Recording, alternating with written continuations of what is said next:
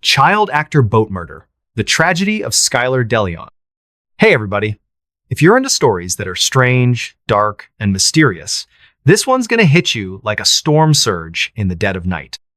It's a fan favorite, and for good reason. It's a true crime saga, so twisted, so heartbreaking, it feels like a Hollywood thriller, but every word is real. We're diving into the 2004 murder of Thomas and Jackie Hawks, a couple chasing their dream of freedom on a yacht in California, only to cross paths with a former child actor whose charm masked a heart of pure ice.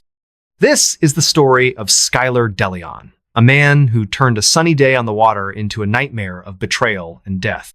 So, grab a life jacket, maybe rethink that boat trip you've been planning, and let's sail into the chilling tale of the child actor boat murdera story that'll make you question who you trust. The setup, picture this. It's November 2004, and we're in Newport Beach, California. Think golden beaches kissed by the sun, waves sparkling under a clear blue sky, and a marina packed with sleek yachts bobbing gently in the harbor. Newport is a haven for dreamers, a place where the wealthy dock their boats and the air smells of salt and freedom. Thomas and Jackie Hawks, both in their late 40s, are living that dream to the fullest. Tom, a retired probation officer from Arizona, is a rugged guy with a bodybuilder's frame and a heart of gold. He's the kind of man who'd fix a neighbor's car or coach a kid's baseball team, always with a laugh and a story. Jackie, his wife of 17 years, is a former nurse with a warm smile and a knack for making everyone feel at home. She's adventurous, always planning their next trip, her eyes lighting up when she talks about the sea.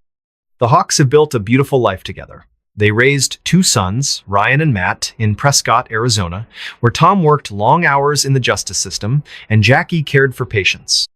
But in 2001, they decided to chase a bigger dream. They sold their house, bought a 55-foot yacht named Well Deserved, and set sail on the Pacific. For 3 years, they cruised from San Diego to Baja, California, anchoring in quiet coves, fishing under starry skies, and sending postcards to their boys filled with tales of dolphins and sunsets.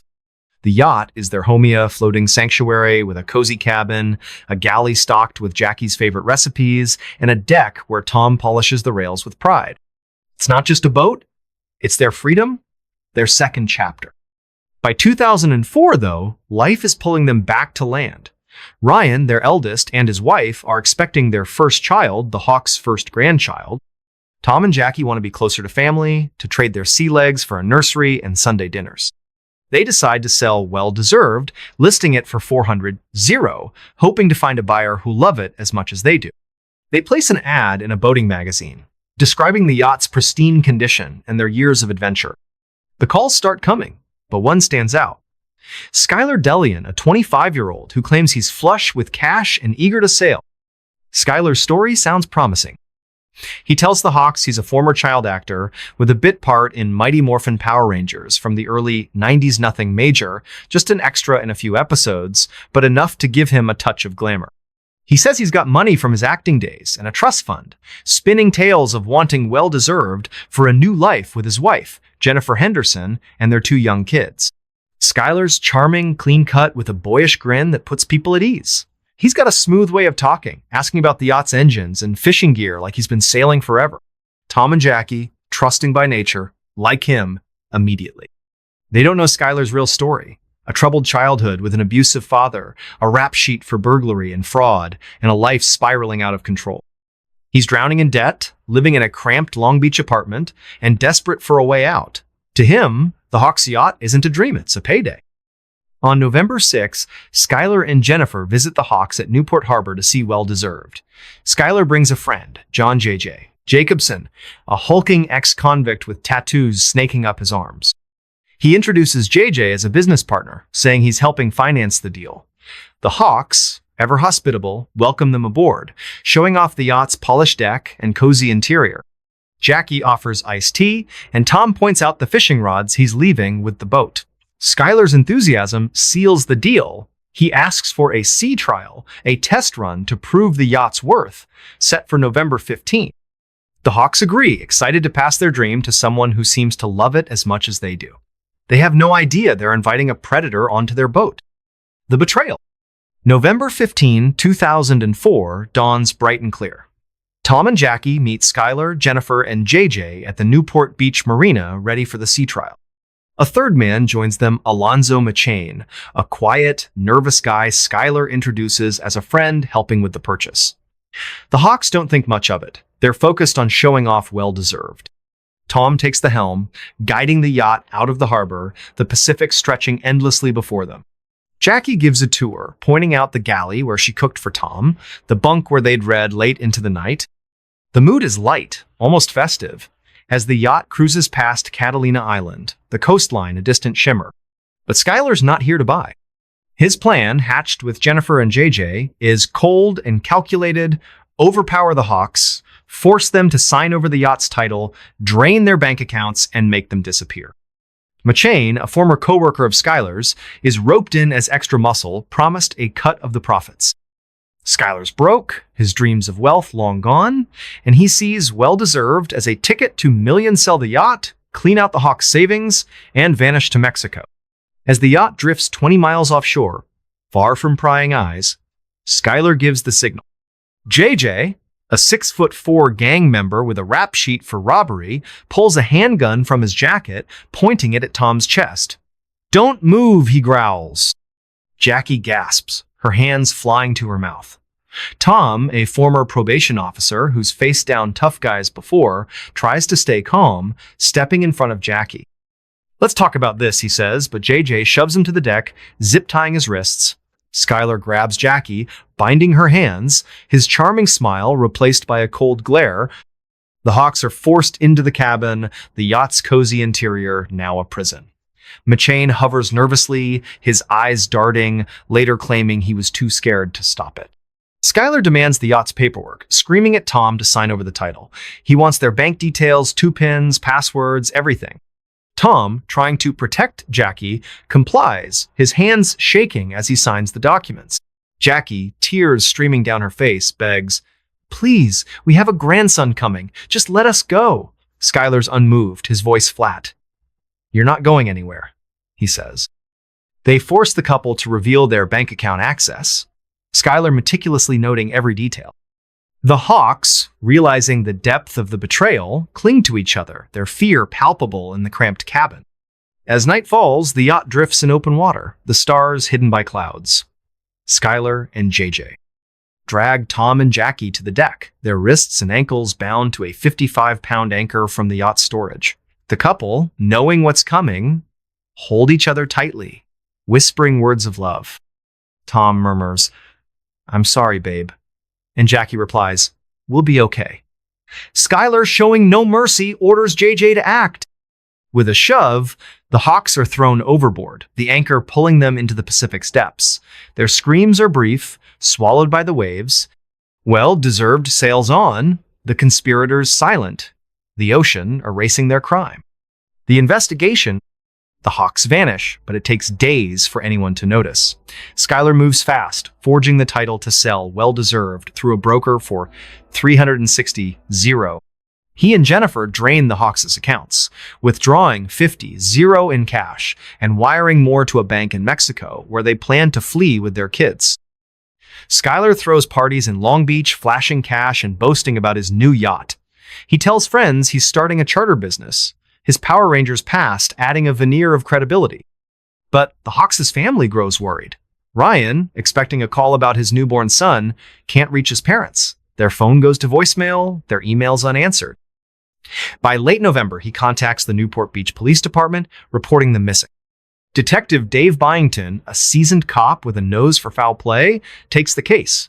The Hawks' disappearance doesn't add up. They were meticulous, always checking in, their love for family unwavering. Byington learns well-deserved is no longer in Newport Harbor. He tracks it to a Long Beach marina where Skylar's trying to sell it. When questioned, Skylar's story is slick but shaky. He claims he bought the yacht legally, showing forged papers with Tom's signature. But Byington notices his nervous, tick-sweaty palms, darting eye sand digs deeper. A background check reveals Skylar's criminal past. Burglary, fraud, even a stint in the Marines, ended by a dishonorable discharge. "This guy's no actor," Byington tells his partner, Lisa Carter. "He's a predator." The investigation gains traction when Byington interviews the yacht broker, who mentions Schuyler's rush to sell and his odd insistence on cash. Bank records show withdrawals from the Hawks' accounts, linked to Schuyler and Jennifer. The detective visits the marina, finding well-deserved docked under a tarp. A forensic team sweeps the yacht, discovering blood traces in the cabin, missed by Schuyler's sloppy cleanup. DNA confirms it's Tom and Jackie's. The case breaks wide open when Alonzo McChain, crumbling under guilt, walks into a police station on December 10, 2004. In a tearful confession, he details the murders, describing Schuyler's plan, JJ's brutality, and Jennifer's role in the cover-up. He leads detectives to the anchor's purchase receipt found in Schuyler's apartment, tying him to the crime. Byington arrests Schuyler, Jennifer, and JJ, charging them with 2 counts of murder. McChain, granted immunity for testifying, becomes the prosecution's star witness. The police search the Pacific off Catalina Island, but the Hawks' bodies are gone, likely scattered by currents or marine life. The absence of bodies makes the case harder, but the Evanston blood, bank records, forged documents is overwhelming. Schuyler's charm, once his greatest weapon, crumbles under scrutiny. The trial and fallout. The trial, starting in October 2008, captivates Orange County. Prosecutors, led by Matt Murphy, call it a crime of greed and evil, painting Schuyler as a sociopath who killed for profit. McChain takes the stand, his voice trembling as he recounts the Hawks' final moments, Jackie's pleas, Tom's courage, the anchor's plunge. He describes Schuyler's cold detachment, how he laughed about the money afterward. The courtroom gasps at photos of the yacht's blood-stained cabin, at bank statements showing the Hawks' life savings drained. Ryan Hawks, testifying for his parents, breaks down, saying, "They were my rock. They didn't deserve this." Schuyler's defense is desperate. He claims he wasn't on the boat, pinning it on JJ, a known gang member. But McChain's testimony, backed by physical evidence, buries him. Jennifer, tried separately, argues she was coerced, a victim of Schuyler's manipulation, but her active role-forging checks, wiring money sinks her. JJ, unrepentant, smirks through the proceedings, his criminal history sealing his fate. In April 2009, Schuyler is convicted of 2 counts of first-degree murder with special circumstances murder for financial gain. He's sentenced to death, sent to San Quentin's death row, where he remains in 2025. Jennifer and JJ receive life without parole, locked away in separate prisons. McChain, free but haunted, disappears from public view, his life forever marked by guilt. The Hawks' family is shattered. Ryan and Matt, now adults, raise their own families but carry the pain of losing parents who were their heroes. They sell their parents' Prescott home, unable to bear its memories, and start a foundation, Hawks Hope, to support families of missing persons. Newport Beach, a tight-knit community, reels from the crime. The marina, once a symbol of dreams, feels tainted. Locals avoid the slip where well-deserved docked, some whispering it's cursed. The yacht, sold to an unsuspecting buyer, is later scrapped, its new owners spooked by its history. The case becomes a media sensation, fueling episodes of 48 Hours in Dateline, a podcast series, and countless true crime blogs. Posts on X in 2025 share grainy photos of well-deserved and Schuyler's mugshot, with users debating his motives: greed, desperation, or something darker. The story sparks conversations about trust, with boating communities urging sellers to run background checks. For Newport Beach, it's a scar that fades but never vanishes, a reminder that paradise can hide predators. Worst military failure in history. The Baltic Fleet's doomed voyage. We're diving into one of the most spectacular military failures in history. The Russian Baltic Fleet's journey during the Russo-Japanese War of 1904-1905. Picture a fleet of warships, thousands of miles from home, so paranoid about Japanese torpedo boats, they start firing at anything that moves, including British fishing boats, their own ships, and, well, you'll see. This is the story of a voyage, so chaotic, so incompetent, it's almost unbelievable. So, buckle up, maybe keep a map handy, and let's sail into the disaster that was the Baltic Fleet's doomed mission. The setup: it's October 1904, and the Russian Empire is in a mess. They're locked in a war with Japan over control of Manchuria and Korea, and things are not going well. The Russo-Japanese War kicked off when Japan launched a surprise attack on Russia's Pacific Fleet at Port Arthur, a key naval base in China. The Russians, confident their massive empire could squash this upstart Asian nation, were caught off guard. Their Pacific Fleet is getting hammered, their ships sunk or bottled up in port, and Tsar Nicholas the Hulets just say he's not winning any Strategist of the Year awards this, desperate to turn the tide. Enter the Baltic Fleet, Russia's pride and joy, based in the cold waters of northern Europe. The Tsar, egged on by his cousin Kaiser Wilhelm II of Germany, decides to send this fleet halfway around the world to the Pacific to save the day. It's a bold plan. 38 ships, including 11 battleships, will sail 18 miles from the Baltic Sea, around Africa, and through the Pacific to reach Vladivostok. There, they'll reinforce the battered Pacific Fleet, crush the Japanese Navy, and restore Russia's honor. Sounds epic, right? Except this fleet, renamed the Second Pacific Squadron, is a disaster waiting to happen. The ships are old, some barely seaworthy, covered in barnacles and rust. The crews? Mostly inexperienced recruits who've never seen combat, led by Admiral Zinovy Rozhestvensky, a gruff veteran who knows this mission is a long shot. But orders are orders, so on October 15, 1904, the fleet sets sail from Lipaha, Russia, into a journey that'll go down in history as a masterclass in incompetence. Picture the scene. A ragtag armada of creaking battleships, cruisers, and supply ships steaming out of the Baltic Sea. The sailors are nervous, the officers are tense, and the whole fleet is buzzing with rumors. Russian intelligence, calling it intelligence, is Generalsha's been feeding them wild stories about Japanese spies, mines, and torpedo boats lurking in European waters. Torpedo boats were the boogeymen of 1900s navies, small, fast, and capable of sinking a battleship with a single hit. The Russians are so paranoid, they're seeing Japanese torpedo boats in their nightmares. Rozhestvensky orders everyone to stay vigilant, guns loaded, ready for an ambush at any moment. This paranoia sets the stage for what's come a fiasco so ridiculous, it's almost funny if it weren't so tragic. The Dogger Bank debacle.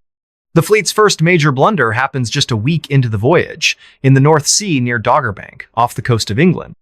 It's October 21, 1904, and the night is foggy, the kind of thick, soupy fog that swallows everything. The fleet is sailing dark, no lights, to avoid detection. Except for the hospital ship Orel, which, per war rules, keeps its lights on. The Russians are already jumpy, thanks to reports from their so-called spy-shired informants, some paid 150, 0 rubles, claiming Japanese torpedo boats are hiding in Denmark, Norway, even Britain. One report mentions a balloon spotting the fleet. Another claims Japan sent officers with torpedoes to the Baltic. It's nonsense, but Rozhestvensky believes it, ordering his ships to shoot first, ask questions later. Around 9 p.m., the supply ship Kamchatka, trailing the fleet, sends a frantic radio message, under attack by 8 Japanese torpedo boats on all sides. The crew is panicking, firing blindly into the fog. Rozhestvensky, aboard the flagship Knyaz Suvorov, demands details, but Kamchatka's response is cagey, afraid to reveal. The fleet goes on high alert, searchlights sweeping the water. Then at 12:55 a.m., they spot boat small, unlit, bobbing in the waves. Convinced they're Japanese torpedo boats, the Russians open fire. Battleships, cruisers, even the cruiser Aurora unleash a barrage of shells, lighting up the night. But these aren't Japanese warships. They're British fishing trawlers from Hull, part of the Gamecock fleet out catching cod. Their nets are down, so they can't flee, and their lights and flares standard for fishing boats are ignored in the chaos. The trawler Crane takes the worst of it, sinking with its captain and boatswain killed. 4 other trawlers, Minnow, Molemine, Snipe, and Majestic Air damaged, 6 fishermen wounded, 1 later dying. The Russians, in their paranoia, even fire on each other. The Aurora, hit by friendly fire, loses a sailor and a priest. The flagship Oriole fires 500 shells and hits nothing. 0. It's a 20-minute onslaught of pure chaos, and when the fog clears, the Russians realize their mistake. They've attacked innocent fishermen, 30 miles from Japan, and nearly sparked a war with Britain, a global superpower and Japan's ally. The fallout is immediate. Britain is furious. their home fleet mobilizing 28 battleships ready for action. Crowds gather in Trafalgar Square, demanding justice. The Royal Navy shadows the Russians through the English Channel, and Britain denies them access to the Suez Canal, forcing a grueling detour around Africa. Rozasvensky, humiliated, docks in Vigo, Spain, to apologize and eject officers, blamed for the fiasco. An international inquiry in Paris holds Russia accountable, ordering 66 bounds, 0 in compensation to the fishermen's families. The Russians claim they saw a torpedo boat, but the British dismiss it, noting the trawler's clear signals. The Dogger Bank incident, as it's called, sets the tone for the fleet's journey, a comedy of errors with deadly consequences. The voyage from hell. The fleet limps on, morale in the gutter. The detour around Africa means months of sailing through swelteringly unbearable heat, coaling in open seas because neutral ports pressured by Britain often refuse them. The ships are falling apart, engines failing, hulls caked with seaweed. The crews, many seasick and untrained, are miserable. In Madagascar, they pick up tropical diseases and, well, let's just say some sailors get too friendly with the locals, bringing back more than souvenirs. Officers try to boost morale with live animal scows, pigs, even a crocodile and a lion, which, yes, gets loose and mauls a crewman. One ship, the Kamchatka, keeps causing trouble, reporting Japanese submarines, actually dolphins, and breaking down constantly. At Tangier, a Russian ship snaps an underwater telegraph cable, cutting the city's link to Europe. It's like the fleet is cursed. Rozasvensky, nicknamed Mad Dog by his men, is unraveling. He knows the Japanese Navy, led by Admiral Togo Heihachiro, is modern, well-trained, and waiting for them. His own fleet is a mess outdated ships, poor gunnery, and a crew more likely to shoot themselves than the enemy. By April 1905, they reach Cam Ranh Bay in Vietnam, where Rozasvensky learns Port Arthur has fallen. The mission's pointless now, but he presses on, driven by duty and fatalism. "We are defending the honor of the flag," he writes, "but sacrifice the fleet if need be."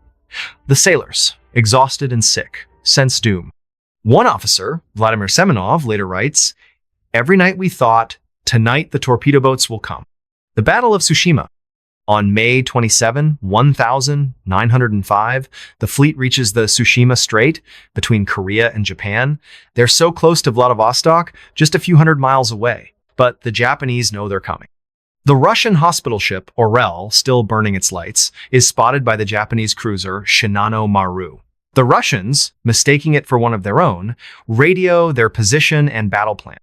Togo, aboard his flagship Mikasa, springs the trap. His Fleet 4 battleships, 27 cruisers, and swarms of destroyers and torpedo boats seize faster, better armed, and expertly trained. They use wireless telegraphy, a new technology, to coordinate, while the Russians' German-made radios barely work. At 1:40 p.m., Togo's fleet crosses the T, a tactic that lets them fire broadsides while the Russians can only use forward guns. Japanese shells, packed with high-explosive incendiary rounds, rain down, shredding Russian decks and igniting fires. The Russian battleship Borodino takes a direct hit from the Japanese battleship Fuji, its magazines exploding, sending smoke thousands of feet into the air. Only one crewman survives. The Knyaz Suvorov, Osliabya, and Imperator Alexander III sink by sunset. Rozasvensky is wounded, a shell fragment in his skull, and command passes to Rear Admiral Nikolai Nebagatov. That night, 37 Japanese torpedo boats and 21 destroyers swarm the scattered Russian fleet, attacking for 3 hours. The battleship Navran sinks, Sysoy Veliki is crippled, and 2 cruisers are scuttled. The Russians, firing wildly, hit their own ships in the chaos. By morning, May 28, only 6 Russian ships remain. Nebagatov, seeing no hope, surrenders at 10:53 a.m. The toll is staggering. 21 Russian ships sunk, 7 captured, 45 sailors dead, 16 captured. Japan loses just 3 torpedo boats and 117 men. Only 3 Russian ships limp to Vladivostok. 6 others reach neutral ports. The Battle of Tsushima is a rout, one of history's most lopsided naval defeats. The aftermath. The defeat shatters Russia. Tsar Nicholas II, already unpopular, faces the 1905 revolution, fueled partly by this humiliation. The loss of prestige as global Japan emerges as a new power, the first non-Western nation to crush a European empire in modern times. The Treaty of Portsmouth, mediated by U.S. President Theodore Roosevelt, ends the war, giving Japan Port Arthur and southern Sakhalin. Roosevelt wins a Nobel Peace Prize, but Russia's navy is a laughingstock. The Baltic Fleet's journey, dubbed the Voyage of the Damned, becomes a cautionary tale of hubris, incompetence, and paranoia. Survivors carry the scars. Rozhetsvensky, recovering from his wounds, faces a court-martial but is acquitted, his fatalism vindicated. Sailors tell stories of the voyage, some darkly funny, like the Lion or the Kamchatka's wild radio calls. Others grim, like the bodies pulled from the Tsushima wreckage. The Doggerbank incident, where it all began, is remembered as the moment the fleet's fate was sealed, their paranoia a self-fulfilling prophecy. British fishermen, meanwhile, mourn their dead, their trawlers a footnote in a war they never fought. The scariest surgeon on Earth. The Nightmare of Christopher Duntsch. We're talking about Dr. Christopher Duntsch, a neurosurgeon whose name became synonymous with death and disaster in Dallas, Texas. In just 2 years, he botched 33 surgeries, leaving patients paralyzed, in agony, or worse dead. This is the story of the man dubbed Dr. Death, a surgeon so dangerous he turned operating rooms into nightmares. So, settle in, maybe double-check your doctor's credentials, and let's dive into the chilling tale of the scariest surgeon on Earth. The setup? Picture this. It's 2011, and we're in Dallas, Texas, a bustling city of skyscrapers, cowboy hats, and sprawling suburbs. The medical world is thriving here, with top-tier hospitals like Baylor Regional Medical Center in Plano catering to the affluent. Into this scene steps Dr. Christopher Duntsch, a 40-year-old neurosurgeon with a dazzling resume. He's got a medical degree from the University of Tennessee, training at prestigious programs, and a charm that wins over colleagues. His emails boast of building an empire, and he talks a big game about revolutionizing spine surgery. To hospitals desperate for talent, he's a golden ticket, a charismatic doctor with a knack for selling himself. Duntsch lands a job at the Minimally Invasive Spine Institute in Plano, a fancy practice promising cutting-edge care. He's granted privileges at Baylor Plano, where he's handed a 600 advance, a sign of their confidence. Colleagues describe him as confident, almost cocky, with a flashy lifestyle, expensive suits, a sleek car, and a penchant for name-dropping. Patients love his bedside manner. He's warm, reassuring, promising to fix their chronic back pain with simple procedures. For people like Mary Efford, a 71-year-old grandmother, or Jerry Summers, a childhood friend of Duntsch's, he's a beacon of hope. Back pain can be debilitating, and Duntsch's pitch minimally invasive surgery, quick recovery, sounds like a miracle. But there's a problem. Duntsch isn't the genius he claims to be. His colleagues at the University of Tennessee liked him, sure, but some noticed red flags. He was bright but reckless, more focused on ambition than precision. He'd been kicked out of a biotech startup, Discgenics, and turned to surgery to pay the bills, not out of passion. His training was spotty, and his confidence masked a dangerous incompetence. As he steps into the operating room at Baylor Plano, scalpel in hand, no one knows the chaos about to unfold. The first cuts. Duntsch's first surgeries seem routine. He's doing spinal fusions and laminectomies procedures to relieve pressure on the spine or stabilize it with screws and rods. These are complex, but common surgeries, and a skilled neurosurgeon can perform them with minimal risk. Duntsch, though, is anything but skilled. His first major case at Baylor Plano is Jerry Summers, his old friend, who's been struggling with neck pain after a car accident.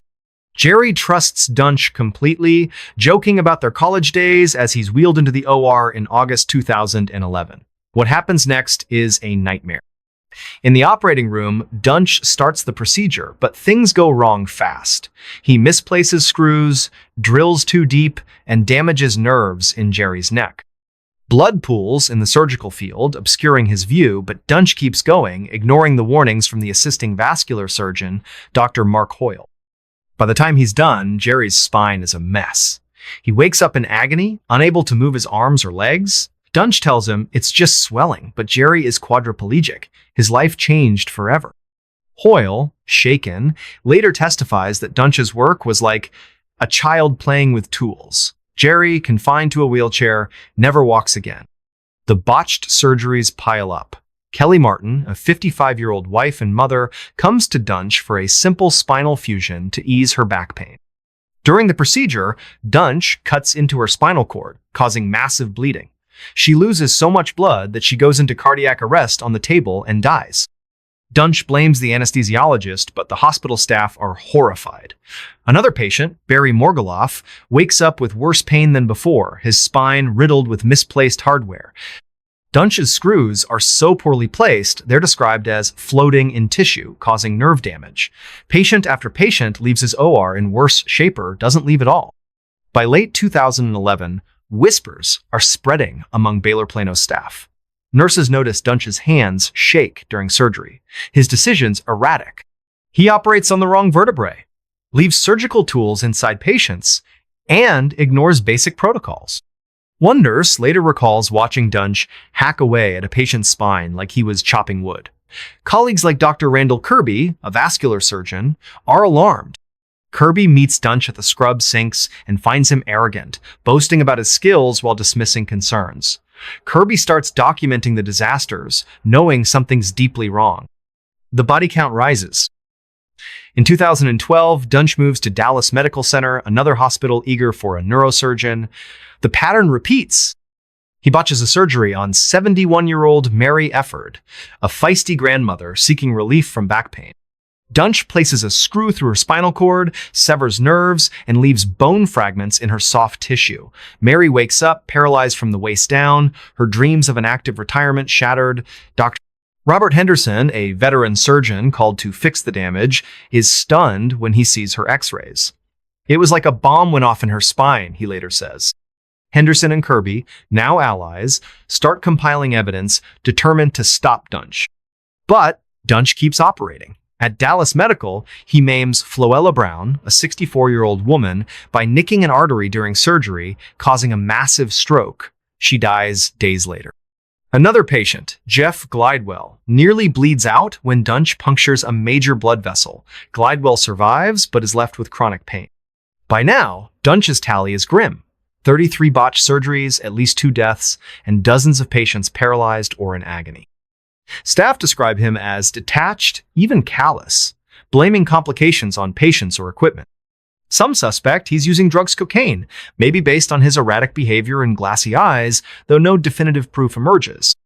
The hospitals, though, are slow to act. Baylor Plano revokes Dunch's privileges after 6 months, but doesn't report him to the National Practitioner Databank, a system meant to flag dangerous doctors. Dallas Medical follows suit, quietly letting him go. Both hospitals fear lawsuits and bad PR, so Dunch slips through the cracks, moving from one facility to another. He even applies to work at a children's hospital, though he's turned down. The Texas Medical Board, swamped with complaints about other doctors, doesn't investigate until 2013, despite mounting evidence. It's a systemic failure that lets a predator in a white coat keep cutting. The Reckoning. By 2013, Kirby and Henderson have had enough. They team up with a patient advocate, Lee Passmore, one of Dunch's victims who's now in constant pain from a botched spinal fusion. They compile a dossier x-rays, medical records, witness statements, and send it to the Texas Medical Board and the Dallas County District Attorney. They also reach out to prosecutors, arguing Dunch isn't just incompetent, he's criminally reckless. One email Dunch sent to a colleague, read in court, chills everyone. "I am ready to leave the love and kindness and goodness and patience that I mix with everything else that I am and become a cold-blooded killer." It's a glimpse into a man who knows he's dangerous but doesn't stop. The turning point comes with Mary Efford's case. Her injuries are so egregious: screws in her spinal cord, bone fragments in her nerves, that prosecutors charge Dunch with aggravated assault, a rare move against a doctor. In 2017, after a trial that grips Dallas, a jury finds him guilty of knowingly injuring Efford. He's sentenced to life in prison, a first for a surgeon prosecuted for surgical harm. The trial reveals a pattern: 33 patients maimed, at least 2 dead, and a trail of devastation that could have been stopped sooner. Dunch, now incarcerated in Huntsville, Texas, files an appeal, but it's denied. He'll likely die behind bars. The aftermath. The Dunch case rocks the medical world. Patients like Mary Eford, confined to a wheelchair, sue Baylor Plano and win settlements, though no money can restore their lives. Jerry Summers, Dunch's friend, lives in a nursing home. His quadriplegia, a constant reminder of betrayal. Families of the dead, like Kelly Martin's, grieve losses that didn't have to happen. Kirby and Henderson become advocates for reform, pushing for stricter oversight of doctors. The Texas Medical Board, criticized for its inaction, tightens regulations, but gaps remain. Hospitals now face scrutiny for prioritizing profits over patient safety, letting Dunch operate despite red flags. The story spreads, spawning a podcast, Dr. Death, and a TV series. Patients across Dallas and beyond start checking their surgeons' records, terrified of another Dunch. The case exposes a truth. The medical system, built on trust, can fail spectacularly when arrogance and incompetence collide.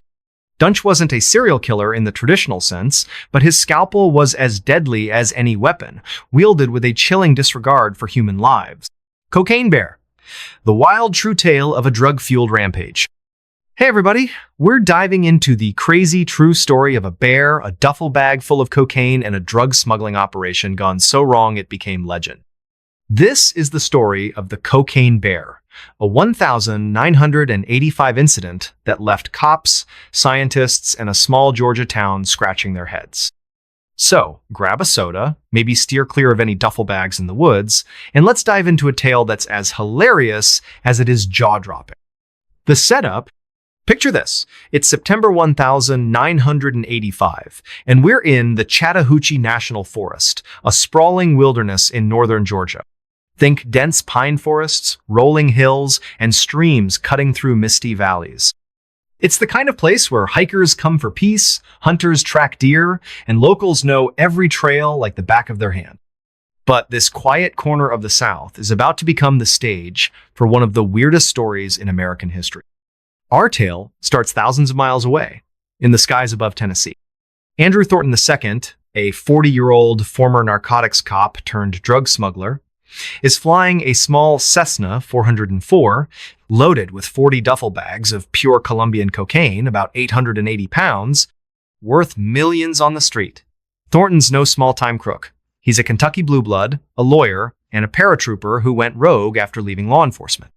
He's been running drugs for years, part of a smuggling ring moving cocaine from South America to the U.S. His plan is simple. Fly low to avoid radar, drop the cocaine over Georgia for his ground crew to pick up, and land in Tennessee. It's a high-risk, high-reward game, and Thornton's done it before. But this time, something goes wrong. Around 1 a.m. on September 11, Thornton's plane is overloaded. The Cessna's struggling, its engines whining under the weight.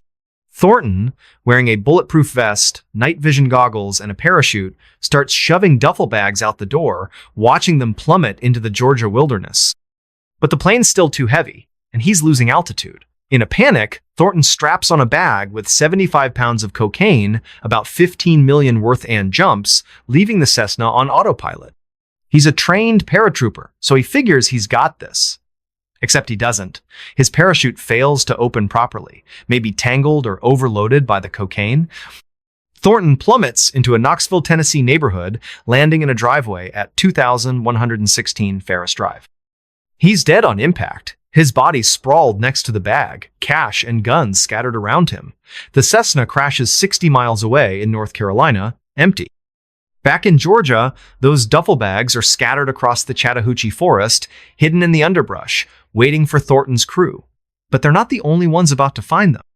Enter the star of our story, a 175-pound American black bear, just minding its own business, foraging for berries and grubs. This bear's about to stumble into a situation no animal or human could prepare for. The discovery? Fast forward a few months to December 1985, a hiker in the Chattahoochee Forest near Blue Ridge, Georgia, spots something odd, a torn duffel bag surrounded by shredded plastic and white powder. He thinks it's trash, maybe flour or sugar, until he sees the bear. It's lying on its side, motionless, in a clearing littered with more bags. The hiker bolts, calling the Georgia Bureau of Investigation, GBI. Agents arrive expecting a poaching case, but what they find is straight out of a fever dream. The bear, a 3-year-old male, is dead, its stomach grotesquely distended. Nearby are 15 empty cocaine containers, each originally holding about 5 pounds of pure cocaine. The math is staggering. This bear consumed roughly 75 pounds of cocaine, enough to kill a small army. GBI agent Fred Brown, leading the scene, radios for backup. "You're not going to believe this," he says. "We've got a bear high on coke." The agents cordon off the area, half laughing, half horrified, as they realize they're dealing with a crime scene like no other.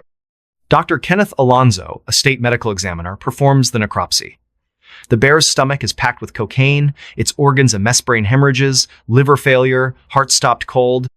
This bear was a walking overdose, Alonzo later tells reporters. The cocaine, absorbed through the stomach lining, sent the bear into a frenzied state before its body gave out.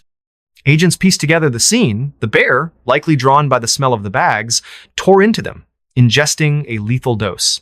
It didn't go quietly. Tracks show it rampaged through the forest, crashing into trees, clawing at the ground, maybe even chasing its own shadow in a drug-fueled mania. One agent, Chuck Wilson, finds claw marks 10 feet up a pine, like the bear tried to climb to escape its own hide. The GBI connects the dots to Thornton's smuggling operation. They find more duffel bags, some recovered by Thornton's crew, others still hidden, and estimate the total drop at 20 million street value.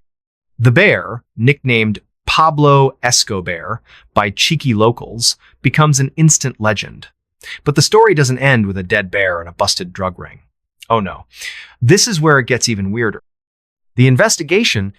The GBI dives into the case, tracing Thornton's network. He wasn't working alone. His ring included ex-cops, pilots, and dealers across the Southeast. The Knoxville police, investigating Thornton's fatal fall, find his car nearby with maps, cash, and a list of drop points in Georgia. The Cessna crash in North Carolina yields more clues. Flight logs, radio equipment, and traces of cocaine in the wreckage. The feds get involved. The DEA sniffing out leads to Colombian cartels. Thornton's death and the bear's overdose blow the operation wide open, leading to arrests across 3 states. But the bear steals the spotlight. Locals in Blue Ridge, a sleepy town of 1-200, can't stop talking about it. Hunters swap stories at the diner, claiming the bear was roaring like a demon before it died. Kids make up songs about the cocaine bear, and tourists start poking around the forest hoping to find leftover drugs. The GBI, worried about copycats or scavengers, steps up patrols. But the legend grows. A local taxidermist, Waylon Jennings, no relation to the singer, gets his hands on the bear's body, stuffing it for display at a pawn shop in Chamblee, Georgia. It becomes a morbid attraction, with folks snapping photos next to the glassy-eyed beast. Scientists are baffled. Black bears aren't known for eating random powders, but cocaine's smell sweet, almost fruity, might have mimicked food. Dr. Sarah Thompson, a wildlife biologist, studies the case and estimates the bear consumed a dose 0 times what a human could survive. It didn't stand a chance, she says. Its heart probably exploded mid-rampage. The bear's behavior frenzied, erratic, fearless mirrors cocaine's effects on humans, euphoria, aggression, then collapse. Some wonder if other animals got into the stash. Hikers report strange squirrel behavior, but no other overdoses turn up. The cultural ripple. The cocaine bear story spreads like wildfire. Newspapers from Atlanta to New York run headlines like "Bear Goes Berserk on Cocaine Binge." Talk shows buzz with the absurdity, comedians riffing on the party animal that took down a drug lord. By the 1990s, the bear's stuffed corpse, dubbed Cocaine Bear, bounces between owners of a mall, a museum, even a private collector in Las Vegas. It ends up at the Kentucky Fun Mall in Lexington, where it's displayed with a sign, "Don't do drugs." Tourists love it, but locals in Blue Ridge have mixed feelings. "It put us on the map," says diner owner Betty Harris, "but it's a weird thing to be famous for." The incident exposes the chaos of the 1980s drug trade. Thornton's smuggling ring was part of a larger epidemic, with cocaine flooding the U.S. during the Reagan era. The DEA uses the case to push for tougher laws, but the bear overshadows the message. In 2023, A Hollywood movie, Cocaine Bear, directed by Elizabeth Banks, amps up the story with a fictional rampage, turning the bear into a slasher villain. Critics call it over the top, but it grosses 90 million, proving the story's staying power. Posts on X in 2025 still reference it, with users joking about Pablo Escobar or sharing grainy photos of the stuffed bear. The aftermath? The Chattahoochee Forest returns to its quiet rhythm, but the bear's legacy lingers. Hikers avoid the clearing where it died, calling it Coke Hollow. Rangers report fewer black bear sightings that year, as if the animals know to steer clear. Thornton's crew scatter some arrested, others vanishing into the underworld. The GBI recovers most of the cocaine, but rumors persist that a few bags are still out there, buried under Georgia pines. No one's found them, but every so often, a hiker reports a suspicious duffel bag, and the locals roll their eyes. The bear itself, now a taxidermy relic, sits in a Kentucky museum, its fur faded, eyes staring blankly. Visitors snap selfies, oblivious to the tragedy behind the Comedia smuggler dead, a bear overdosed, a town forever linked to a drug-fueled fiasco. For the GBI, it's a closed case, but for Blue Ridge, it's a story told over beers, a mix of pride and embarrassment. That bear, says Fred Brown, now retired, was the wildest thing I ever saw, and I worked narcotics for 20 years. The Japanese radiation accident. The nightmare of Tokaimura. Hey everybody, we're diving into the 1999 Tokaimura nuclear accident in Japan, a catastrophe that turned a routine workday into a nightmare of radiation and death. This isn't just about a mistake, it's about 3 men caught in a deadly blue flash and a town left grappling with fear. So, settle in, maybe keep a Geiger counter nearby, and let's dive into the chilling tale of the Japanese radiation accident that shook the world.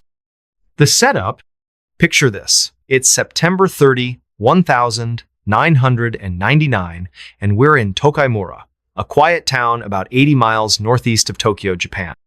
Think tidy streets, small homes, and rice fields stretching toward the horizon. Tokaimura is a hub for Japan's nuclear industry, home to over a dozen nuclear facilities, including the JCO Company's fuel processing plant. This plant converts uranium into fuel for nuclear reactors, a complex but routine process, at least it's supposed to be. Japan, a nation reliant on nuclear power, prides itself on safety and precision, especially after Hiroshima and Nagasaki. But in Tokaimura, that pride is about to take a devastating hit. At the JCO plant, 3 workers are on shift in the conversion building, a squat, unassuming structure filled with pipes, tanks, and high-tech equipment. Hisashi Aochi, 35, is a seasoned technician, a family man who's been with JCO for years. Masato Shinohara, 39, is his colleague, a quiet, methodical worker. Yutaka Yokokawa, 54, is their supervisor, overseeing the process from a nearby office. They're tasked with preparing a batch of uranium fuel for a research reactor, a job they've done before. But today, the stakes are higher. JCO is behind schedule, and management is pushing to speed things up. The workers are using a shortcut, one they've been trained to use despite safety rules forbidding it. It's a recipe for disaster, and nobody sees it coming. The process involves mixing uranium oxide powder with nitric acid to create uranyl nitrate, a liquid used in nuclear fuel. The mixture has to be precise. Too much uranium in one place can trigger a chain reaction, a criticality that releases deadly radiation. Safety protocols are strict. Use small, controlled batches in specialized tanks to prevent this. But JCO's management, under pressure to cut costs, has been cutting corners. Workers are told to mix larger batches by hand, pouring uranium solution into a stainless steel precipitation tank, bypassing the safer equipment. The tank isn't designed for this, and the workers aren't fully trained on the risks. Aochi, Shinohara, and Yokokawa follow orders, unaware they're about to unleash a nightmare. The fatal flash. It's just before 10:35 a.m. Aochi and Shinohara are in the conversion room, standing over the precipitation tank. They're wearing standard uniforms, white coveralls, no radiation shields because this is supposed to be routine. Yokokawa is nearby, checking paperwork. Aochi pours a bucket of uranyl nitrate into the tank, a mixture far richer than regulations allow. 16.6 kilograms of uranium, 7 times the safe limit. The tank, already holding earlier batches, hits a critical mass. The uranium atoms start splitting, triggering a runaway chain reaction. At 10:35 a.m., a blue flash erupts from the Tonka pulse of Cherenkov radiation, the eerie glow of a nuclear reaction. It's not a bomb, but it's deadly, releasing a burst of neutrons and gamma rays that tear through the room. Ouchie, standing closest, takes the brunt of it, absorbing an estimated 17 sieverts of radiation, enough to kill a human many times over. Shinohara, a few feet away, gets about 10 sieverts, still catastrophic. Yokokawa, farther back, takes a lower dose, around 3 sieverts. The room fills with a strange hum, like a swarm of angry bees, as the reaction continues, spewing radiation. Ouchie collapses, his skin burning, his vision blurring. "I feel sick," he gasps, clutching his chest. Shinohara staggers, vomiting, his face pale. Yokokawa, dazed but mobile, hits the alarm and drags his colleagues outside. The plant's siren wails, and workers evacuate, confused and terrified. The blue flash is gone, but the tank is still critical, a silent killer pumping radiation into the air. Outside, Ouchie and Shinohara are barely conscious, their bodies already breaking down at the cellular level. Yokokawa, shaking, calls for help, but the nearest hospital isn't equipped for radiation poisoning this severe. Emergency responders arrive, but they're unprepared. The plant's radiation monitors are screaming, reading levels 10 times normal. Firefighters, unaware of the danger, approach the building, their Geiger counters clicking wildly. The Japan Atomic Energy Agency is alerted, and experts rush to Tokaimura. By noon, the government declares a nuclear emergency, evacuating 161 residents within 350 meters of the plant. Schools lock down, families are told to stay indoors, and Tokaimura becomes a ghost town, its streets empty under a gray sky. The agony of survival. Ouchie and Shinohara are airlifted to the University of Tokyo Hospital, one of Japan's few facilities with a radiation unit. Yokokawa, less exposed, is treated locally. The scene at the hospital is grim. Ouchie's skin is red, like a severe sunburn, and he's in agony, his cells disintegrating from radiation damage. Shinohara's symptoms are similar but slightly less severe. Doctors, led by radiation expert Dr. Nobuyuki Maekawa, are stunned by the doses. A single sievert can cause sickness. 17 is unheard of. They start aggressive treatment, blood transfusions, antibiotics, experimental therapies, but the damage is catastrophic. Ouchie's case is the worst. His chromosomes are shattered, his bone marrow destroyed, unable to produce new blood cells. His skin begins to slough off, his organs fail one by one, and he's kept alive by machines and sheer medical effort. Nurses describe his screams as inhuman, his body a battleground of pain. His family, including his wife and young son, can only watch through a window, forbidden from touching him due to residual radiation. For 83 days, doctors fight to save him, using skin grafts and stem cell transplants, but it's futile. On December 21, 1999, Ouchie dies of multiple organ failure, his body a husk of what it was. Shinohara lasts longer, enduring 211 days of torment. His condition mirrors Ouchie's skin peeling, infections raging, organs collapsing. He fights to survive, whispering to nurses about his hopes of seeing his family again. But on April 27, 2000, he succumbs, leaving behind a grieving wife and children. Yokokawa, the least exposed, survives but suffers long-term health issues, including cancer risks. He's racked with guilt, later testifying that he followed JCO's orders without questioning them. The fallout. The criticality accident lasts 20 hours, finally stopped when workers, in protective suits, drain the tank's cooling water, halting the chain reaction. Radiation levels drop, but the damage is done. The plant releases low-level radiation into the air, contaminating soil and water. Over 600 people workers, responders, and residents are exposed to low doses, though none match the workers' severity. The government widens the evacuation zone to 10 kilometers, affecting 310 people who are told to stay indoors for days. Farmers lose crops, businesses shut down, and Tokaimura's economy takes a hit. The investigation, led by Japan's Nuclear Safety Commission, is damning. JCO violated safety protocols, training workers in illegal shortcuts to save time. The precipitation tank wasn't designed for uranium mixing, and no criticality alarms were installed. Management knew the risks, but prioritized profits. The report finds that JCO's safety manual was ignored, and regulators failed to inspect the plant properly. Japan's nuclear industry, a point of national pride, is humiliated. The government fines JCO 1 billion yen, 9 million, revokes its license, and shuts the plant. 3 executives and Yokokawa face criminal charges for negligence, receiving suspended sentences. Families of Ouchi and Shinohara sue, winning settlements, but no amount can undo their loss. The accident shakes Japan's faith in nuclear power. Protests erupt in Tokyo, with citizens demanding stricter regulations. The disaster, the worst since Chernobyl, fuels global debate about nuclear safety, especially as Japan plans new reactors. Posts on X in 2025 still reference Tokaimura, with users sharing grainy photos of the plant and stories of Ouchi's suffering, often with warnings about corporate greed. A 2000 documentary, Criticality, and later articles keep the story alive, a grim reminder of what happens when safety is sidelined. The aftermath? Tokaimura tries to move on, but the scars remain. The JCO plant is demolished, its site a fenced-off reminder of the disaster. Residents return, but many avoid the area, whispering about cursed ground. Farmers report lower crop yields, blaming trace radiation, though studies find no lasting environmental damage. The families of Ouchi and Shinohara live quietly, their grief private but unending. Yokokawa retires, haunted by his role, rarely speaking publicly. First responders, some exposed to radiation, face health checks for years, a few developing cancers. The nuclear industry tightens rules, with Japan mandating better training and equipment. But trust is hard to rebuild.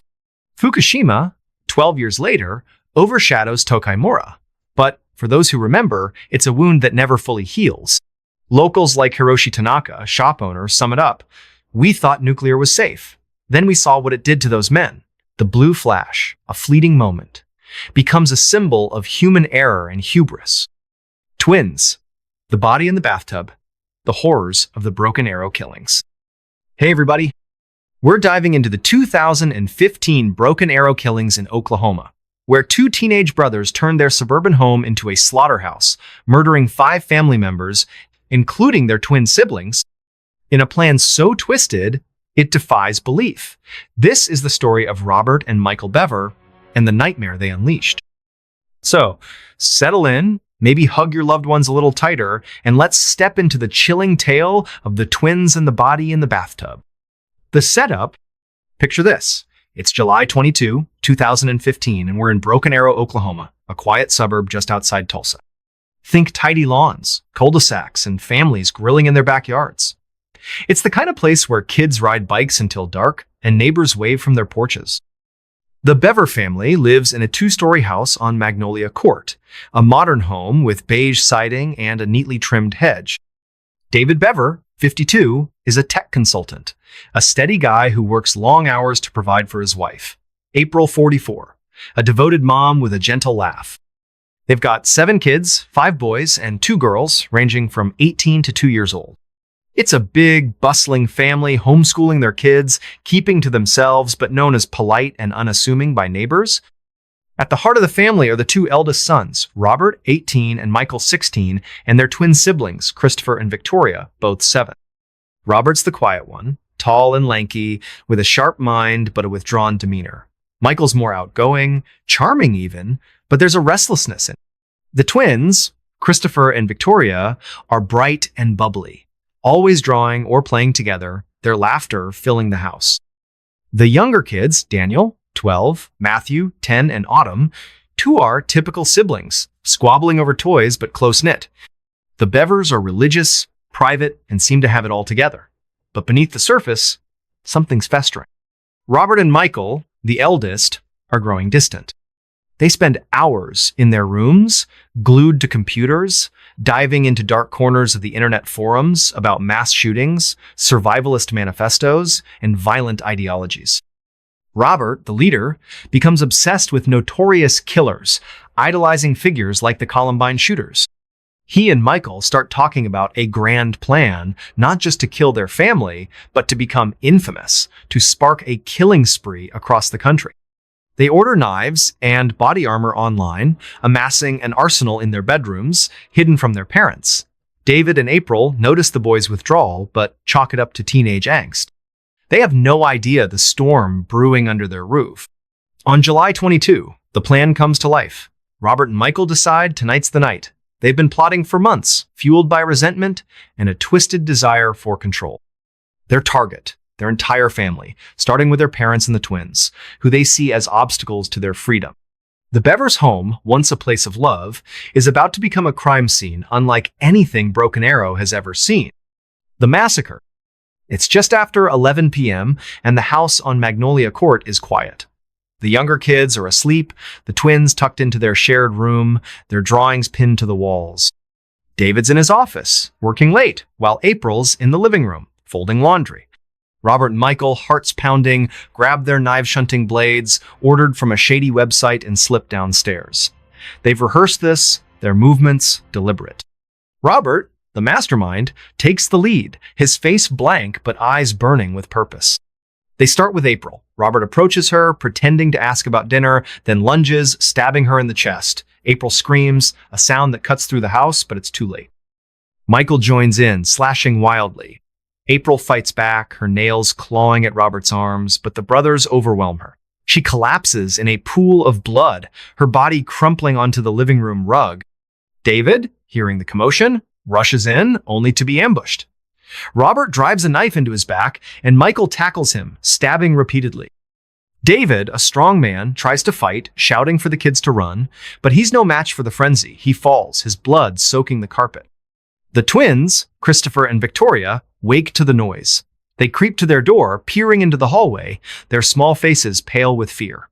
Robert spots them and charges, Michael close behind. The twins scream, running to the bathroom, locking the door. Robert kicks it in, the wood splintering. Christopher tries to shield Victoria, but the brothers are merciless. They stab the twins, their small bodies collapsing in the bathtub, blood pooling around them. The Amaja, brother and sister, huddled together in their final moments, will haunt investigators for years. Daniel 12 and Matthew 10. Hear the chaos and hide. Daniel locks himself in a closet, clutching his phone, while Matthew cowers under his bed. Autumn, the 2-year-old, sleeps through it all in her crib. But the brothers aren't done. They find Daniel, dragging him out, his pleas ignored as they stab him over 20 times. Matthew's next, pulled from under the bed, his cries silenced by a blade. The house, once filled with laughter, is now a slaughterhouse, the walls stained with blood, the air thick with the metallic smell of death. But one child escapes. Crystal, 13, is in her room when the attack begins. She hears her mother's screams and hides in a closet, her heart pounding. Robert finds her, stabbing her in the stomach and neck, but she plays dead, slumping to the floor. Thinking she's gone, the brothers move on. Crystal, bleeding heavily, crawls to a neighbor's house, banging on the door. It's 11:30 p.m. when the neighbor, Karen Wilson, opens it, finding Crystal covered in blood, gasping, "They're killing my family." The investigation. Karen calls 911, her voice shaking as she describes Crystal's injuries. Broken Arrow police arrive within minutes, storming the Bever home with guns drawn. The scene is horrific, blood everywhere, bodies in the living room, hallway, and bathroom. April and David lie in the living room, their bodies riddled with stab wounds. Daniel's in the closet, Matthew under his bed, and the twins, Christopher and Victoria, are crumpled in the bathtub, their small forms surrounded by crimson. Autumn, miraculously unharmed, is found crying in her crib. Crystal is rushed to St. Francis Hospital, where surgeons fight to save her life. Officers spot Robert and Michael fleeing through the backyard, their clothes blood-soaked. A canine unit tracks them to a wooded area nearby, where they're arrested, knives still in their hands. Robert's calm, almost proud, while Michael's shaking, his bravado gone. In their rooms, police find a chilling arsenal: knives, hatchets, body armor, and a manifesto outlining their plan to kill their family and launch a nationwide killing spree targeting schools and malls. They wanted to outdo Columbine, Robert later admits, aiming for infamy. Detective Ethan Hutchings, leading the case, is stunned by the brutality.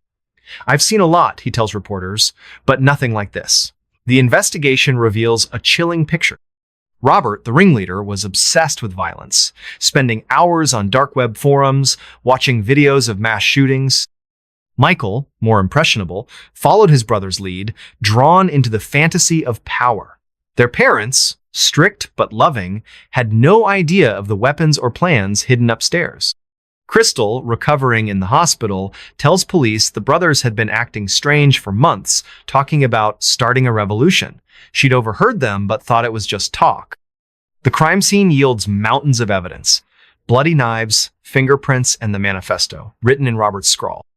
Digital forensics uncovered their online activity purchases from weapon sites, searches for how to kill silently, and chats with other disturbed teens.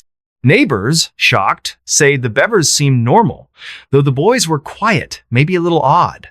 One neighbor, Tom Carter, recalls Robert staring at his house late at night, unnerving him. The community reels, their safe suburb, now a headline for horror. The trial and fallout. The trials, starting in 2018, grip Oklahoma. Prosecutors, led by Julie Doss, charge Robert and Michael with 5 counts of first-degree murder. Robert, tried first, pleads not guilty by reason of insanity, claiming he was brainwashed by violent media. But his cold demeanor smirking as victims' photos are shown sinks him. Crystal, now 16, testifies, her voice trembling as she describes hiding from her brothers. "I heard my mom scream," she says, tears falling. "I thought I was next." The jury, horrified by the twins' bodies in the bathtub, convicts Robert in June 2018, sentencing him to life without parole. He's sent to Joseph Harp Correctional Center, where he remains in 2025. Michael, tried separately, takes a plea deal to avoid a death penalty push, as Oklahoma law allows for juveniles. He pleads guilty to 5 counts of murder, receiving life with parole eligibility after 38 years. His testimony implicates Robert as the mastermind, but prosecutors argue he was a willing participant, wielding a knife with equal ferocity. Michael's sent to a juvenile facility, later transferred to an adult prison. Autumn, the surviving toddler, is adopted by relatives, shielded from the case's publicity. The Bever family's loss devastates Broken Arrow. Crystal, scarred physically and emotionally, lives with extended family, attending therapy to cope with survivor's guilt. The community holds vigils, leaving flowers at Magnolia Court, but the house sits empty, unsellable, its windows dark. Neighbors avoid walking past, some calling it haunted.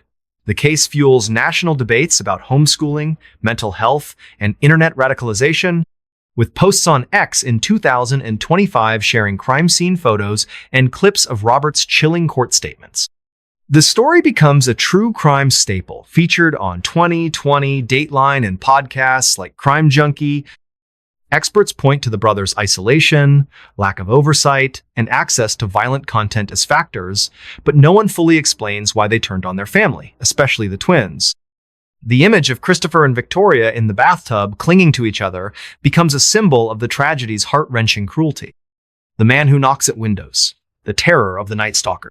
Hey everybody, we're diving into the 1985 reign of Richard Ramirez, the Night Stalker, a killer who slipped into homes across California, leaving death, fear, and the chilling sound of a knock at the window. This is a story of horror, survival, and a child who hid while a monster prowled her home. So, lock your doors, maybe check your windows, and let's step into the chilling tale of the man who knocks at windows. The setup, picture this. It's the summer of 1984, and we're in Los Angeles, California. Think palm trees swaying in the warm breeze, suburban streets lined with bungalows, and the distant hum of city life. It's the 1980s big hair, neon lights, and a sense of freedom in the air. But beneath the surface, something dark is brewing. Los Angeles is a sprawling metropolis, its suburbs stretching from the San Fernando Valley to Orange County, where families sleep with windows open to catch the cool night air. Nobody knows a predator is watching, waiting for the perfect moment to strike. Richard Ramirez, a 24-year-old drifter from El Paso, Texas, is that predator. He's tall, lanky, with dark hair and a gaunt face, his eyes hollow and intense. Ramirez's life has been a descent into darkness abused by his father, mentored by a violent cousin who showed him Vietnam War atrocities, and hooked on drugs by his teens. He's a petty thief turned burglar, but by 1984, he's something worse. A serial killer with a twisted obsession with Satanism, fueled by heavy metal and cocaine. He roams LA's streets at night, dressed in black, carrying a backpack with knives, guns, and rope. His method is simple but terrifying. Find an unlocked door or window, slip inside, and unleash hell. And he often starts with a knock-a-soft tap on a window, testing if anyone's awake. In the suburbs, families are oblivious. The news hasn't yet connected the string of brutal home invasions. Ramirez's crimes are random. His victims varied: young, old, men, women. No pattern except opportunity. He's killed before, starting with a 79-year-old woman, Jenny Vincow, in June 1984, stabbed in her Glassell Park home. But as 1984 turns to 1985, his attacks escalate, and Los Angeles is about to learn the name Night Stalker. The nightmare begins. It's March 17, 1985, in Rosemead, a quiet LA suburb. Maria Hernandez, 34, pulls into her garage around 8 p.m., unaware she's being watched. Ramirez, lurking in the shadows, follows her inside, raising a .22 caliber pistol. Maria hears a faint tap at the kitchen window, a sound she brushes off as a branch, then a gunshot. Ramirez fires, the bullet grazing her head, but Maria's keys deflect it, saving her life. She drops, playing dead. Ramirez steps over her, entering the house, where her roommate, Dale Okazaki, 34, is cooking. Dale looks up, startled, as Ramirez shoots her in the forehead. She collapses, dead. Maria, trembling, waits until he leaves, then crawls to a neighbor's house, blood streaming down her face. That same night, Ramirez strikes again, 10 miles away in Monterey Park. He spots Tsylian Yu, 30, in her car, waiting at a stoplight. He approaches, taps on her window, and when she rolls it down, he shoots her twice, killing her. The attacks are brutal, random, and terrifyingly fast. Police find no connection between the victims, but the media starts whispering about a valley intruder, unaware the body count is climbing. By spring 1985, Ramirez's spree intensifies. In Whittier, he breaks into the home of Vincent and Maxine Zazzara, a retired couple in their 60s. He shoots Vincent in the head, killing him instantly, then binds and stabs Maxine, carving out her eyes as a gruesome trophy. The savagery shocks detectives, who find a footprint from an Avia sneaker, a rare clue. Ramirez's method becomes clearer. He enters through open windows or unlocked doors, often knocking first to ensure silence. If someone's awake, he kills them. If not, he creeps in, leaving chaos behind. One of the most haunting attacks happens on July 21,985 in Sun Valley. The Chains, a family of 4, are asleep in their modest home. The parents, Maxine and Leela, both in their 50s, share a bedroom, while their kids, Sarah, 12, and her brother, 9, sleep down the hall. Around 2 a.m., Sarah wakes to a faint tapping at her window, like fingers on glass. She freezes, her heart pounding, thinking it's a prank. Peeking through the blinds, she sees a shadow, a man in black, his face obscured. Terrified, she slips under her bed, clutching a stuffed bear, barely breathing. Ramirez pries open the window, sliding into the house. He moves to the parents' room, shooting Maxon in the head, killing him. Layla wakes, screaming, and Ramirez stabs her repeatedly, her blood soaking the sheets. Sarah, under her bed, hears her mother's cries, her body trembling. Ramirez ransacks the house, stealing jewelry and cash, then pauses by Sarah's room. She hears his footsteps, the creak of the floor, and a soft knock at her door. "Anyone there?" He whispers, his voice low and chilling. Sarah stays silent, her hands over her mouth. Ramirez, assuming the room's empty, leaves. Sarah waits hours, until dawn, before crawling out and running to a neighbor's house, sobbing, "Someone killed my parents." The Reign of Terror. By August 1985, Los Angeles is gripped by fear. The media dubs Ramirez the Night Stalker, and his crimes dominate headlines. He's linked to 14 murders, 5 attempted murders, and dozens of assaults and burglaries. His attacks are sadistic stabbing, shooting, and assaulting victims, often leaving satanic symbols like pentagrams scrawled on walls. In Arcadia, he kills Peter Pan, 66, and assaults his wife Barbara, leaving her for dead. In Northridge, he murders Chanaron Covananth, 32, and brutalizes his wife and son. The randomness terrifies residents, no one knows who's next. The city changes. Windows are locked, even in the summer heat. Gun sales spike, and neighborhoods form watch groups. Parents tell kids like Sarah to sleep with lights on, to report any strange sounds. The tapping at windows becomes a collective nightmare, a sound that sends chills through entire communities. Ramirez, reveling in the fear, moves to San Francisco in August, killing Peter and Barbara Pan, no relation to the Arcadia victim, in their home. The Bay Area panics, realizing the Night Stalker's reach is growing. Detectives, led by Frank Salerno of the LA Sheriff's Department, work around the clock. Salerno, a veteran who caught the Hillside Strangler, forms a task force. They have little to go on. The Avia footprint, bullet casings, and survivor descriptions of a tall, dark-haired man with bad teeth. Sarah's account of the window knock helps narrow the Ramirez tests homes before entering. A break comes in August when a teenager in Mission Viejo spots a suspicious man near an orange Toyota, jotting down the license plate. The car, stolen, is found abandoned, yielding a fingerprint. On August 28, the FBI matches it to Richard Ramirez, a drifter with a minor rap sheet. His mugshot hits the news, plastered across every TV and newspaper in California. The manhunt and capture. On August 30, 1985, Ramirez returns to LA. Unaware, his face is everywhere. He stops at a liquor store in East LA, where locals recognize him. El Matador, they shout the killer. Ramirez bolts, sparking a wild chase through the streets. Residents, fed up with fear, join in, chasing him with bats and pipes. A man named Manuel de la Torre tackles him, and the crowd holds Ramirez until police arrive. He's arrested, bloodied, and defiant, his reign of terror over after 14 months.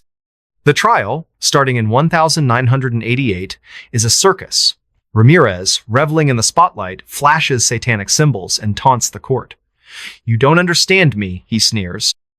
Survivors like Sarah testify, her voice shaking as she describes hiding under her bed. The jury convicts him on 13 counts of murder, 5 attempted murders, and multiple assaults, sentencing him to death in 1989. Ramirez is sent to San Quentin's death row, where he dies of cancer in 2013, never expressing remorse. The aftermath? The Night Stalker's spree leaves Los Angeles scarred. Families like Sarah's are shattered as she moves in with relatives, haunted by nightmares of that knock. Communities install alarms, and the sound of tapping glass becomes a trigger for many. The case, with 14 confirmed murders and countless other crimes, fuels true crime fascination. Shows like America's Most Wanted and podcasts like My Favorite Murder retell the story, while posts on X in 2025 share grainy photos of Ramirez's arrest, with users debating his motives, drugs, Satanism, or pure evil. The Hawks' case, though unrelated, shares a grim parallel trust betrayed by a predator. Survivors like Sarah advocate for victim support, and LA's suburbs never feel quite as safe. Detectives like Salerno become legends, their work a reminder that persistence can stop even the worst monsters. But the fear lingers, a shadow over every open window. Scream, the true murders that inspired a horror classic. Hey everybody, we're diving into the 1990 Gainesville Ripper murders, where a drifter named Danny Rolling turned a sunny Florida college town into a house of horrors, killing 5 students in a 4-day spree that left scars still raw today. This is a story of innocence shattered, a community paralyzed, and a film that turned real terror into a cultural phenomenon. So, lock your doors, maybe unplug your landline, and let's step into the chilling tale of the murders that inspired a horror classic. The setup, picture this. It's August 1990, and we're in Gainesville, Florida. Think palm trees swaying in the sticky summer breeze, oak-lined streets buzzing with students, and the University of Florida campus alive with 35 young dreamers. Gainesville is the quintessential college town bikes, weaving through traffic, coffee shops packed with kids scribbling notes, and bars like the Swamp vibrating with laughter and jukebox tunes. It's a place where you leave your apartment window cracked to catch the night air, where neighbors swap stories over sweet tea, and where the Gators football season is practically a religion. The fall semester is about to start, and freshmen like Sonia Larson and Christina Powell are unpacking, their hearts full of hope. But a shadow's creeping into this sunlit world, and it's about to paint the town red. Danny Rolling, a 36-year-old drifter from Shreveport, Louisiana, is that shadow. He's tall, lean, with stringy dark hair and a smile that doesn't reach his eyes. His life's been a descent into Hellborn, into a home where his father, James, a decorated police officer, ruled with fists and belts, breaking young Danny's spirit and once his leg for a minor defiance. As a teen, Rolling turned to theft to escape, his psyche fracturing under abuse. A cousin, a Vietnam vet, showed him Polaroids of war atrocities executions, mutilations planting seeds of violence. By his 20s, Rolling's rap sheet reads like a roadmap of ruin, robbery, assault, voyeurism, peeping into windows to feed his growing obsession.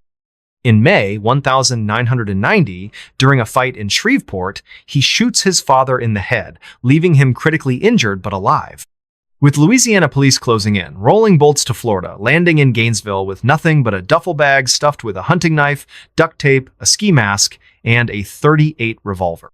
He sets up a campsite in the woods near UF's campus, hidden among pines and palmettos, watching students like a hawk circling prey. Rolling's no longer just a thief, he's a predator, his mind warped by cocaine, heavy metal, and a delusional belief that Satan guides his hand. Gainesville, with its open windows and trusting vibe, is his perfect hunting ground. He spends nights prowling, testing locks, peering into apartments, listening for the hum of life. His urges, once confined to fantasies, are now a roaring fire. And by August 24, he's ready to unleash a nightmare that'll change the town forever. The killing spree, it begins on August 24, 1990, at the Williamsburg Village Apartments, a red brick complex off SW 34th Street, where students string Christmas lights on balconies and swap class schedules. Sonia Larson, 18, is a freshman music major, her clarinet propped against her bed, her walls plastered with posters from her high school choir and a signed U2 ticket stub from her first concert. She's bubbly, her laughter infectious, dreaming of playing Carnegie Hall one day. Her roommate, Christina Powell, 17, is a shy biology major, her desk buried under textbooks for pre-med, her journal filled with notes about becoming a pediatrician. They're new to UF, bonding over late-night pizza runs and plans to join a sorority. Around 2 a.m., Rolling creeps onto their balcony, spotting an open sliding glass door, a habit in Gainesville's humid nights. He slips inside, his hunting knife catching the moonlight, his breath shallow with anticipation. Sonia's asleep on the couch, a quilt from her mom draped over her. Rolling pounces, taping her mouth with duct tape to stifle her screams, then stabs her in the chest, the blade piercing her heart. Her hands claw at him, knocking over a lamp, but he's relentless, his eyes cold. Christina wakes to the crash, stumbling into the living room, her bare feet slipping on the tile. She freezes, seeing Rolling's silhouette, and tries to run, but he grabs her, binding her wrists with tape. He assaults her, then stabs her repeatedly, her blood pooling on the carpet, mixing with Sonia's. Rolling spends an hour in the apartment, staging their bodies in a grotesque display his sick signature before stealing Sonia's jewelry, Christina's Walkman, and $50 in cash. He slips out, leaving the apartment silent except for the hum of the AC. A friend finds them the next morning, her screams shattering the complex's quiet. On August 25, Rolling strikes again, a mile away at a duplex on SW 24th Avenue. Krista Hoyt, 18, is a UF sophomore and part-time clerk at the Alachua County Sheriff's Office, her dream of becoming a forensic scientist fueled by long nights studying criminology. She's cautious, her job exposing her to Gainesville's underbelly, but she's alone tonight, her roommate visiting family. Around 3 a.m., Rolling prees open her back door, moving like a ghost. Krista's asleep, a stuffed alligator from her high school prom tucked beside her, her nightstand holding a photo of her parents. Rolling binds her with tape, assaults her, and stabs her in the back, severing her spine. In a chilling act, he decapitates her, staging her body to maximize horror for whoever finds it. He scrawls a pentagram on the wall, his occult obsession seeping into the scene, and takes her purse, slipping into the night. A coworker, sent to check on her, discovers the scene, collapsing in shock. August 27 brings his final attack at the Gatorwood Apartments, a student hub near campus. Tracy Pauls, 23, and Manny Tabawada, 23, are seniors and best friends sharing a ground floor unit. Tracy's a psychology major, her desk cluttered with notes on child development, her dream to counsel kids in need. Manny, a business student and former high school linebacker, has his Gators jerseys hung proudly, his fridge stocked for a Labor Day barbecue. Around 2:30 a.m., Rolling forces a window, his ski mask hiding his face. He finds Manny asleep, stabbing him in the chest, the blade slicing through muscle and bone. Manny groans, a sound that wakes Tracy. She bolts for the door, her bare feet slipping, but Rolling catches her, binding her with tape, assaulting her, and stabbing her until she falls silent. He poses their bodies, steals their cash, a TV, and Tracy's class ring, then vanishes. 5 murders in 4 days, all within a few miles, and Gainesville's about to lose its mind. The town in panic. By August 28, the murders are everywhere, blaring on the Gainesville Sun's front page, screaming from TV screens, whispered in dorms. "Serial killer stalks UF," the headlines read, and the town's carefree spirit shatters like glass. Students flee by the thousands, their cars jamming I-75, packed with clothes, books, and fear. Parents flood UF's phone lines, begging kids to come home to Jacksonville, Miami, anywhere safe. Those who stay transform windows are nailed shut, doors triple locked, and Walmart sells out of pepper spray and deadbolts. Frat houses hire armed security, sororities cancel parties, and students sleep in groups, clutching kitchen knives. The sound of a creaking floor or a rustling bush sends hearts racing.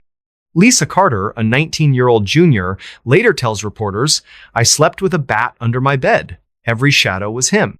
A young girl named Emily, 12, living near the Gatorwood Apartments, becomes an unsung hero.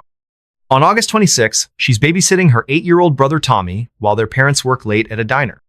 Around midnight, Emily hears a soft tap at the kitchen window, 3 deliberate knocks, like someone testing the house. She peeks through the blinds, her heart pounding, and sees a man in a dark jacket, his face half hidden by a cap. She's watched the news, heard about the murders, and knows this isn't a prank. Grabbing Tommy, she pulls him into a closet, whispering, "Stay quiet." With her flip phone, she dials 911, her voice barely audible. "There's a man outside our house." Police arrive in minutes, their flashlights sweeping the yard, but the man's gone. Emily's call doesn't catch Rolling, but it spooks him, forcing him to lie low for a day. Her quick thinking saves her family, a flicker of light in Gainesville's darkest hour. The police, led by Chief Waylon Clifton, are overwhelmed. They form a task force with the FBI, profiling a killer whose methodical yet chaotic tape, knives, posed bodies, occult symbols. Fingerprints from the scenes don't match any database, and witnesses only describe a tall, dark-haired man in black. Rolling's campsite, hidden in the woods, keeps him invisible. He spends days blending in, eating at Taco Bell, pawning stolen goods at flea markets. But he's sloppy, leaving a bloody screwdriver near Krista's duplex, a ski mask in a dumpster, and a cassette tape with his voice, singing, "I'm the Gainesville Ripper." Gonna make you bleed. It's a chilling clue, but police don't find it yet. The manhunt?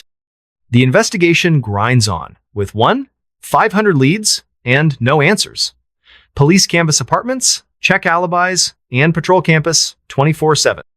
They briefly suspect Edward Humphrey, a UF student with mental health issues, arrested for assaulting his grandmother. His erratic behavior makes headlines, but his prints don't match, and he's cleared.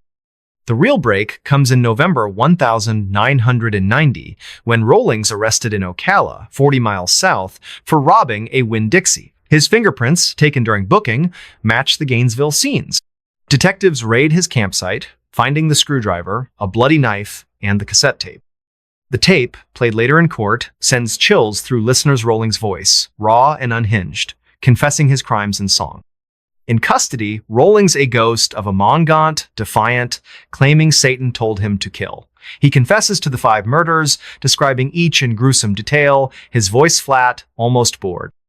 He admits to 3 earlier murders in Shreveport, linking him to a family killed in 1989. Lead detective Mark Adkins, a Gainesville veteran, is stunned. He talked like he was ordering coffee. The task force traces his movements, bus tickets, pawn shop receipts confirming he targeted students for their vulnerability, exploiting Gainesville's open doors. The cassette, with its haunting lyrics, becomes a key piece of evidence, a window into a mind consumed by evil. The trial and fallout. The trial, starting in February 1994, is a media frenzy. Prosecutors, led by Rod Smith, charge Rolling with 5 counts of first-degree murder. The courtrooms packed with victims' families, their grief a heavy cloud. Sonia Larson's mother, Ada, testifies, her voice breaking, "She was my light, just starting her song." Christina's brother, Jason, clutches a photo of her smiling at graduation. Krista's parents, Gary and Linda, describe her dream of solving crimes, now stolen. Tracy's best friend, Kelly, sobs, recalling their Labor Day plan. Manny's father, Carlos, speaks of his son's infectious grin. Emily, now 15, attends but doesn't testify, her presence a quiet reminder of survival. Rolling pleads guilty, sparing a trial but not the pain. During sentencing, he rants about demons, flashing a smirk that infuriates the jury. His defense argues insanity, citing his abusive childhood, but psychologists call him a sadistic psychopath, fully aware of his actions. In April 1994, he's convicted and sentenced to death. On October 25, 2006, he's executed by lethal injection at Florida State Prison, his final words a hymn about redemption that rings hollow. Gainesville exhales, but the wounds don't heal. The families struggle on. Sonia's parents fund a music scholarship. Christina's family creates a pre-med award. Krista's memory inspires a forensics program at UF. Tracy and Manny's friends hold annual barbecues in their honor, raising money for victims' rights. Gainesville changes students' locked doors, campus police double patrols, and a memorial garden blooms near the library, where students leave notes and flowers. The murders inspire Scream, 1996, with Wes Craven drawing on Rolling's random terror and the town's fear of a faceless killer. The film's phone calls Ghostface's chilling, "Do you like scary movies?" Echo Rolling's window taps, turning real horror into pop culture. Posts on X in 2025 share trial clips and victim photos, with users debating Rolling's motive estrema, drugs, or pure evil. True crime shows like 2020 and podcasts like Morbid keep the story alive, a grim reminder of a town's lost innocence. The Suitcase Killer, The Crimes of Melanie McGuire.